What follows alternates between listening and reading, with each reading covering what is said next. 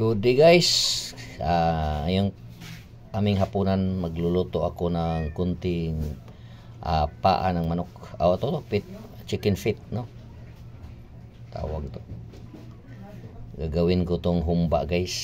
Sana susundan at tatapusin ninyo. Simpleng pagluluto lang guys. Kalahating kilo lang to guys. Dalawa lang kami ang kumakain nito, ang aking partner. Ito guys, tapos nating hugasan at nailagay na natin sa sisidlan. So may calderine. At ito naman guys ang hinahanda nating mga ingredients. May kulang pa yan guys, ang dahon ng paminta, laurel at sibuyas dahon, at saka yung black pepper para maanghang. Simple lang pagluto to guys. At saka yung tuyo at ang oyster soy sauce. Ayan na guys, nandyan na ang black pepper at saka yung laurel. Ang problema guys, hindi ako nakabili ng sibuyas dahonan o sibuyas dahon. Okay na tayo ito guys.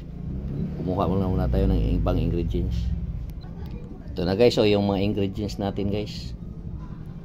Yung sugar, brown sugar, yung oyster soy sauce at saka yung bitchin. Dami na nandiyan guys, handa na natin guys. I-mix na lang to guys. Simpleng pagkaluto. Suka guys, nandiyan na lahat. Okay, so yan, ilagay na natin guys. Okay,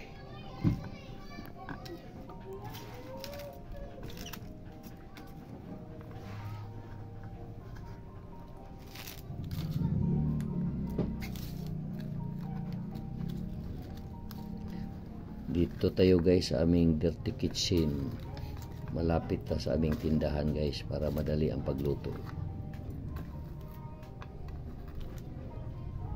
Ito, nilagay na guys ang mga sangkap, suka, yan,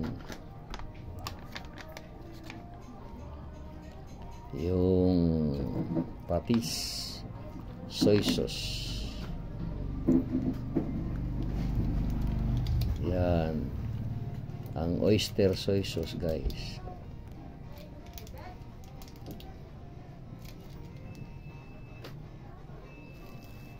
yung sugar para sa diabetes to guys, ang sugar dito, asin at saka yung bitsin konti lang guys para hindi lumambot ang ating tuhod. Saka ito guys, ang powder na, so last guys, huli na to guys, ang laurel pa para dili pumait ka. So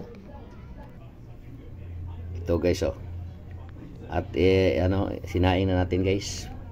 Hindi ko napakita sa video guys, nilagyan to ng kunting tubig. Palambutin lang to guys. Pagkatapos pag malambot na, kainin na, before pa ilalagay natin ang laurel. Ito guys, kumukulo na. So pag kumukulo na guys, ilo na natin ang fire hanggang maluto, kasi sensitive talaga ito ang skin ng kanyang feet. Yan guys, ito guys, nailagay na natin guys ang laurel, mga almost 12 minutes. So tapos natin isinaing to guys. So 20 minutes guys, tapos na to, kukuhain na natin. Tamang tama na to, 20 minutes.